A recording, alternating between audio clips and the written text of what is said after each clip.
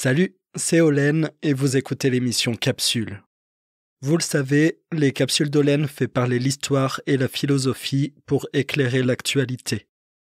Dans ce format, je vous propose de suivre et tirer le fil de l'actualité pour comprendre ses enjeux profonds, nourrir nos réflexions et créer un impact positif. Le mois dernier, on avait décortiqué ensemble cette nouvelle proposition de loi sur l'écriture inclusive. Ce mois-ci, on va parler de la laïcité. Si vous pensez que ces contenus vous sont utiles ou qu'ils peuvent l'être à d'autres, je vous invite à en parler autour de vous et faire un tour sur notre page Tipeee pour découvrir et soutenir l'activité du projet. Et si vous voulez recevoir ces contenus dans votre boîte mail avant tout le monde, sélectionnez l'abonnement à notre newsletter d'autodéfense intellectuelle. Pour finir, invoquons Rousseau, auteur de l'Auguste Contrat social. Comme le rappelle la Constitution de 1958, la France est une république laïque, fondée sur une séparation de l'État et des Églises, qui n'est pas susceptible d'être remise en cause, car cela serait toucher au pacte fondateur de la République lui-même. Mais précisément, ne pourrait-on toucher à ce pacte, ou bien cette charte de l'école laïque ? D'un côté, ce pacte fondateur est le socle inaliénable de notre État républicain.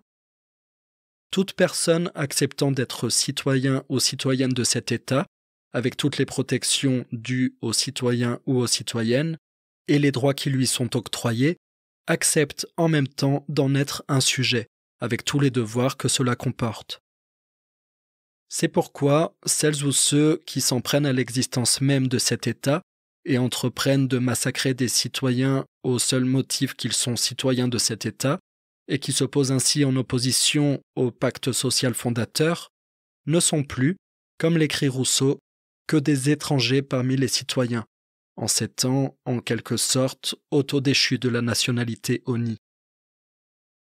Mais d'un autre côté, le pacte social a pour particularité de ne jamais avoir été concrètement approuvé et signé par l'ensemble des citoyennes et des citoyens vivants. C'est que, comme l'écrit Rousseau, quand l'État est constitué, le consentement est dans la résidence. Toutes celles et ceux qui habitent le territoire et revendiquent les droits du citoyen se soumettent de facto à la souveraineté et acceptent d'être sujets avec tous les devoirs inhérents, dont celui d'admettre sans discussion le principe de laïcité et la primauté de la loi républicaine sur toute conviction d'ordre religieux. Mais en dernière analyse, s'agissant des comportements et des actes, c'est bien à la loi républicaine qu'il appartient d'avoir le dernier mot. Pourquoi vouloir que cela soit admis sans discussion ? Tout le mal ne vient-il pas de là, du fait que l'on impose, par injonction, un contrat qui n'a jamais été explicitement et clairement discuté ? Le dépassement de cette aporie pourrait passer par la mise en œuvre d'une mesure concrète. Il s'agirait d'ouvrir des espaces de discussion et de réflexion, permettant précisément de comprendre la nécessité du contrat laïque, mais en transformant une acceptation imposée, implicite et tacite, en une acceptation consentie, explicite et éclairée. Par exemple, à l'école, dans le cadre d'un cours d'éducation civique, ouvrant sur la compréhension de l'idéal laïque et l'appropriation d'une charte de la laïcité. Ou encore, soit pour les nouveaux arrivants et migrants hommes-femmes, soit pour les enfants bénéficiant du droit du sol, lors de ce qu'on pourrait désigner comme des ateliers d'accession à la citoyenneté. Le travail sur soi accompli dans ces ateliers permettrait, en particulier, de dépasser les inconvénients actuels d'un droit du sol sans doute politiquement juste, mais anthropologiquement ravageur, comme le formule Guy Berger, car paradoxalement, en accordant automatiquement la citoyenneté, il obture l'accès à la pensée de l'origine.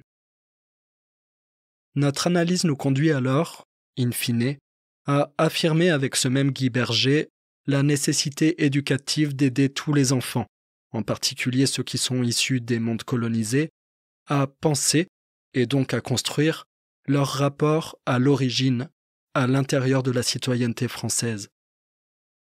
C'est ainsi qu'on pourrait peut-être créer les conditions d'une véritable adhésion à l'idéal républicain. Qu'en pensez-vous ? Encore une fois, si vous pensez que ces contenus vous sont utiles ou qu'ils peuvent l'être à d'autres, je vous invite à en parler autour de vous et faire un tour sur notre page Tipeee pour découvrir et soutenir l'activité du projet.